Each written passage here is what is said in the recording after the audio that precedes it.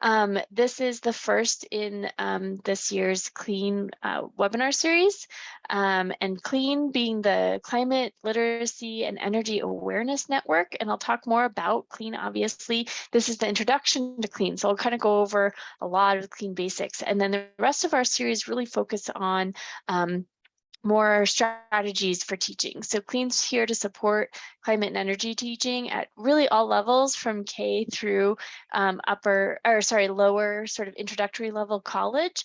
And we just want to support educators in many different forms, including informal education as well.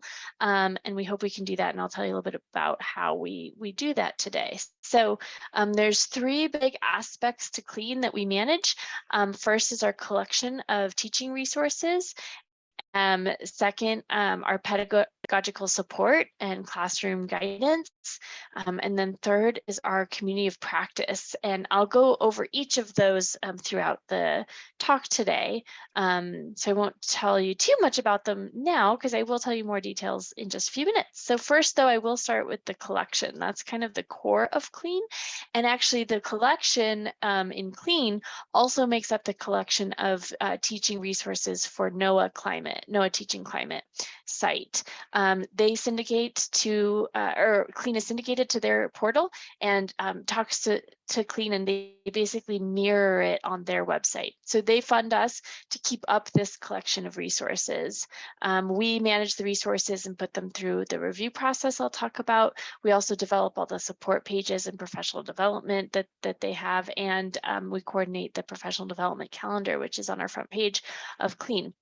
Our collection has over 800 resources for teaching about climate and energy. Mostly these are videos, learning activities, and data visualizations, which can include animations and simulations or static figures, images, graphs, and things like that.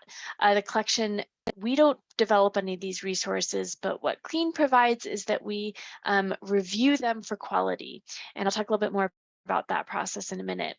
We make sure that all the resources are ready to be used by educators, either in the classroom or in informal spaces. And we also have scientists, so not just educators, scientists review the content as well and make sure that the climate information that's in there is quality. So everything is freely accessible and accessible online, so easy to access. And then we do a lot of alignment too with different NGSS and topical frameworks to help it be easily accessible and searchable for you all. Why do we do this? Well, it's not difficult to find resources. You can search Google and find a lot of different resources, but how do you know that there's a quality? Also, sometimes it's hard to go through almost 1 million search results when you're looking for a specific lesson plan. So we sort of curate this collection and manage it to a point where it makes it much easier for educators to find things when they search through CLEAN than if they're just kind of looking in general on the internet.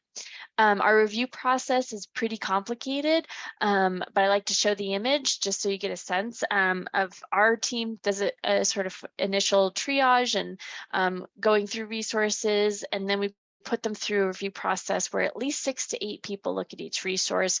First, someone with a science background, then someone with an education background.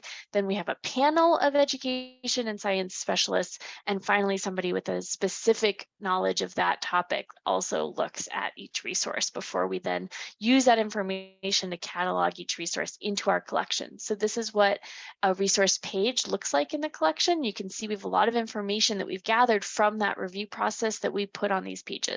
We always link you back to the resource itself and their page, so you get all additional materials or anything else you need. If it's part of a larger unit, you can access that, etc. So we always link you back to the resource itself. But what CLEAN provides is the information that as you're just kind of quick glancing for resources, you can glean a lot of, how to use this in the classroom, what science is involved, what pedagogical strategies are used, and other useful information about it. We also tag each resource to make it easily searchable. So you can see some of the tags on the right here. There's actually more than this that I'll show in just a minute, but so you can search by grade level and topics. And so you can see over here, you can search by resource type. We also tag by different NGSS standards. You can look for regional focuses. You can look for whether students use actual scientific data in a resource. We also put in a tag for online readiness, so teaching virtually versus not. Obviously, that came through the pandemic. We've also recently expanded into elementary, so we have elementary subject because you can teach across the subjects in elementary. We have the literacy principles that we tag by a lot of different things that you can search by. The second portion of CLEAN is our pedagogic support and classroom readiness. So in this section of our website, we have pages that really help educators understand these concepts themselves and bring it to their students. So we have background pages on climate and energy information, conceptual knowledge. We also have strategies for helping you teach at different levels, like elementary level. Also, we've partnered with a group who developed similar pages, but with a culturally responsive lens, so including Indigenous knowledge into their understanding of the literacy principles. And then I'll get into what's in our toolkit in just a minute. So each of the background pages that we have includes a summary of each concept, misconceptions students might have, how to implement this in the classroom. And this follows the big literacy principles that are developed by NOAA and the Department of Energy, who spearheaded these efforts along with AAAS to develop these frameworks around what makes somebody sort of knowledgeable or have an understanding of the climate or energy systems. So we follow their principle, their sort of framework for understanding these huge concepts and fields of climate and energy, basically. So it follows those principles and helps you address challenges you might encounter. We've also translated all of this information into Spanish, and we have interactive quizzes that you can do yourself or have students do. So there's a lot of information in here. And then we link back out to CLEAN resources in our collection that may help you teach about these topics. In the climate section, we actually have videos that talk about each of the principles and a lot of references that link you back out to good resources as well. And then we have our toolkit, and this provides a lot of other implementation of climate information into the classroom. So we have curriculum guides, multiple ways of actually taking CLEAN resources and making units. We don't usually ingest full units into our collection because we want them to be something the teacher could easily implement into what they're already doing. So we take lessons from units, for example, and put them in the collection. But you also could follow some of our guides for putting together units following NGSS standards. And we also have another group that put together some really nice resources for understanding climate at a very larger systemic level, systems thinking, understanding global change and climate change as part of larger global change, actually. We also have resources for teaching the National Climate Assessment, also for managing controversy. So when climate can be a controversial topic in the classroom and you struggle to address it, we have some great tips on a page about that. We also have a monthly newsletter that goes out to help kind of connect climate topics to current events and CLEAN resources. So helping you kind of on your journey of teaching climate in real time. We also do professional development webinars. This is obviously one of them, but we have several, as I mentioned. We actually have changed this. I should change my slide. We have 4 series every semester, but we're doing new topics. So we're changing it up a little bit. In this semester, I'll talk about which ones are left, but really getting into more of the nitty-gritty details of like, how do you bring these topics alive in your classroom? And then tips for sort of how to bring it to virtual teaching if you're doing that. The final big piece of CLEAN is our community of practice, and this is really nice group to be involved with. This is one of the ways you can get involved with CLEAN, is joining the network. We have climate and energy education professionals. We also have of all different kinds. We have scientists who have interest or do outreach work in this field, climate communications work. We have folks who work in policy. We have folks who work at workforce development, informal educators. We have folks like me who support educators. Really a wide, broad variety of people who work in this field.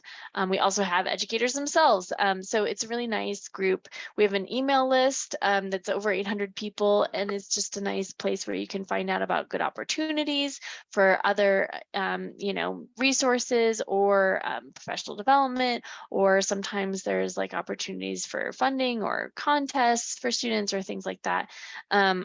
It's also a great place where if you're struggling with a concept and how to teach it, you can reach out to the group, and there's a lot of good people who can help. We also have weekly teleconference calls. Those are sometimes less accessible to like K through 12 teachers, but university, college level professors can join, and other folks who have some time in the middle of the day. They are on Tuesdays at 1 o'clock Eastern time, but we also have them in the summer. So we've had teachers present and join in the summertime as well, which is nice. So there's a lot of different ways you can get involved with CLEAN. Using our resources is really number one and probably the main way most people engage with CLEAN. If you find a resource and you don't see it in CLEAN, you think it should be there, you can submit it to us using this button. So this is from the Get Involved page on our main page. Get involved. If you click on that, it'll come here, and there's a lot of different things you can do. If you want to sign up for the newsletter, you can do that here. Other webinars, you can sign up for other webinars. You can join the CLEAN network. Or if you're somebody who's already familiar with CLEAN, we actually have an ambassador program, which we pay teachers to help us kind of spread the word about CLEAN.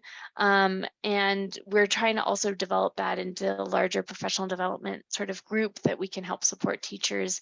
But we support you to go to regional conferences or do or present at professional development workshops for other teachers. We try to help pay the costs of some of those things. You can also follow us on social media. We have really nice active social media nowadays, Twitter, Facebook, and Instagram. And we have a few other webinars coming up, 3 more this semester, and then we'll have 3 new ones next semester. So we're actually expanding the number of webinars we're running, but just spreading them out over the school year now instead of having all them jammed into one semester, which is actually nice. Next, Karen Kirk will be presenting about the human aspect of climate change. She calls it It's Us. So really talking about how do you bring the human aspect to teaching, both in terms of what's causing climate change and solutions, although she has a totally different webinar focus on solutions next semester. And then teaching at the elementary level, so strategies for elementary teachers, it will be in early November. And then this is a new one this year I'm really excited about. We did a similar one as a special Earth Day webinar last year, but we're bringing it back and kind of making it more part of our regular series, which is really cool. And we have some folks from the Climate Mental Health Network who will join us, and Alicia Christensen is going to present about some new pages on CLEAN she's been developing to help navigate the social emotional learning aspects of bringing climate into the classroom. So that'll be a fun one. I'm excited about that. So that's the information I had to present today. If you have any questions, please put them in the Q&A. You can also always reach out to us at clean@colorado.edu. This is the CLEAN website. I think Gina's been putting the website, all the different links to different things in the chat.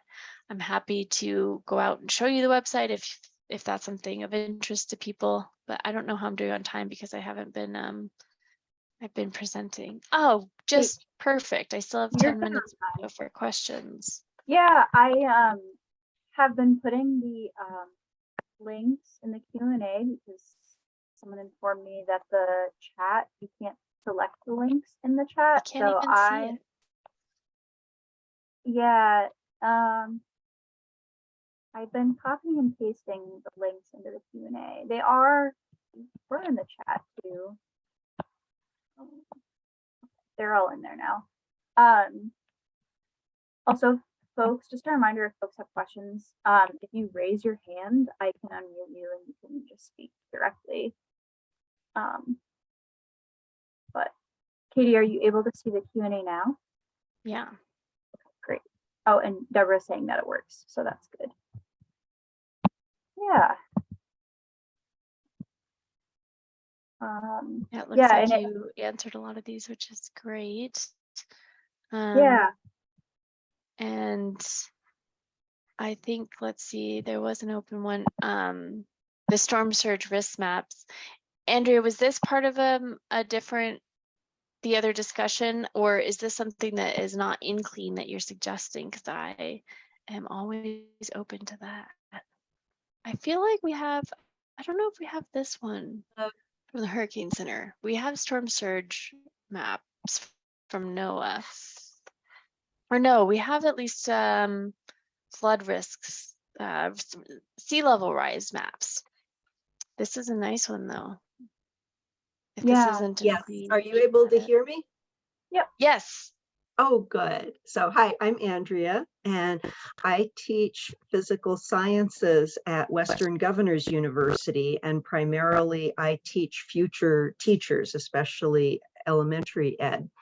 And Great. I've been using that NOAA website, Storm Surge Protector, during my own teaching recently, because of course it's a topic of current interest.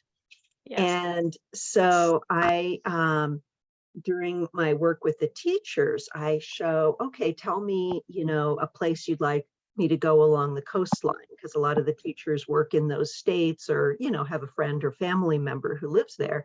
And then I do an example of how you can use that tool to model physical sciences. I tie it in with the health of the coral reefs, tie it in with the science vocabulary in our course, and students have responded so positively. I mean, they'll stay on for like 20 minutes after I end our hour-long webinar, wanting to play with it and learn more.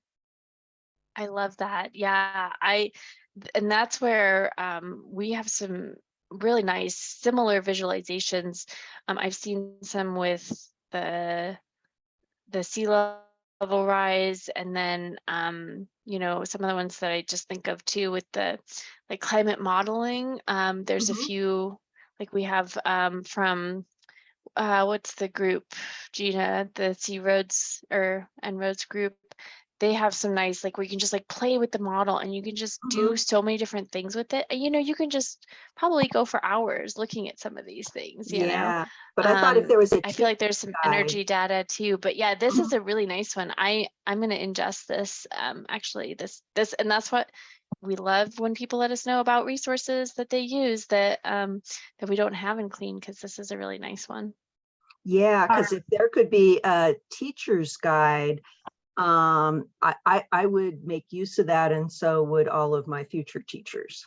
Right. Yeah. And that's the only downside with some of these scientific tools. They don't always put out educators' guides. And unfortunately, that's also not something that Clean does. We don't develop the guides for these. We did develop the guide for the National Climate Assessment, trying to teach that, but connecting it to clean resources that were already in our collection. But we don't typically sort of develop resources like this. But this is something that there are groups that, like the Weather Service, the Hurricane Center, NOAA have educational groups. So sometimes it's worth seeing, and we do this all the time when we are trying to contact somebody about a resource to see if there's something they can do with it, like putting it on its own website or something like that. So that's one recommendation I have, is that if you could find a contact for this link, sometimes you can reach out and see if they have educational materials that already go with it. I can look around too. If you want to email Clean, I can let you know if I find anything, but typically these kinds of things don't automatically come with those, but sometimes there are groups that are willing to develop that. So it's worth reaching out to them. So yeah. Thank you. Yeah.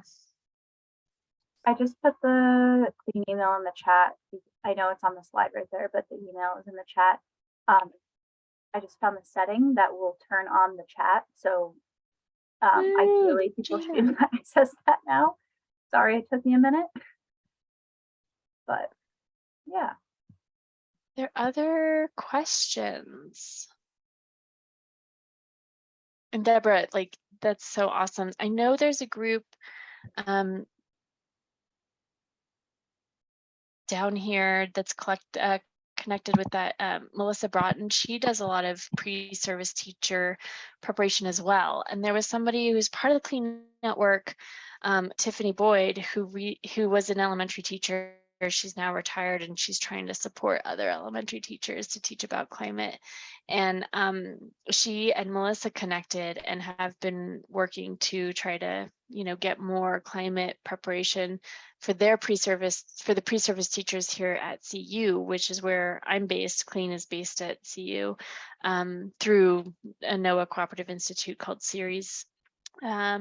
So yeah, I know that there are some folks who are doing that kind of stuff, that are part of the Clean Network. So that's another group that might be useful to join. And I could always connect you with Tiffany or Melissa as well if you're interested in that specifically, since they're somewhat local to you. But I just think it's so important to the pre-service teaching preparation, pre-service teacher preparation, and especially at the elementary level. It's really difficult to bring these complex topics into that level. And so I think Gina put this in the Q&A, but I would especially also recommend our elementary webinar, because there's some really nice information there as well for trying to tackle these large concepts at that lower level. So thanks for joining and thanks for all you do. I haven't seen other questions coming in. Oh, great. Yeah, it's very cool. Experience the series. Yeah, that's awesome. I thought your name looked kind of familiar. I wonder if we've crossed paths before. I've only been at Ceres a few years myself and Clean, but I was with them, yeah, doing workshops for teachers years ago too, before I actually got this job as well. So I wonder if we've crossed paths in that way. Nice to see you here. Other questions, comments, concerns, criticisms?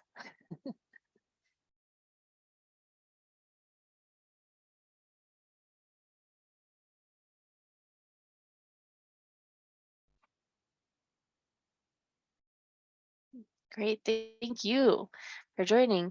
I'll give it my teacher other minute, and I will definitely stay on until our time is supposed to end at 4:30. But yeah, that was the main information I wanted to go through. I assume, Gina, did you put the link in the chat for registering for other webinars?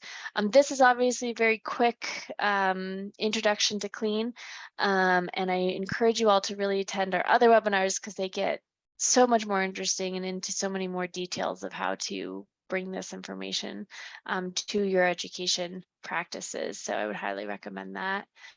Thank you for putting that in, Gina. And yeah, let us know if you have any other questions. Please email us as well. And if you're a teacher and you want professional development certification for attending any of these webinars, just reach out to us at that Clean at colorado.edu email, and we can provide that. If you're attending other webinars, though, we usually just wait till the end of the series, and then you can just tell us which ones you attended. We'll check it against our attendance list, and then we provide you with a little certificate. We don't do the grad credits or the ongoing teaching credits, but we can provide the certification for time. So.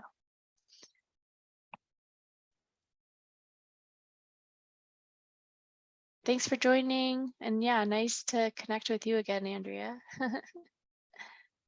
Yes, please, once you finish the series, just email us at that email, and we'll mention this in the other webinars as well. So we're happy to provide that.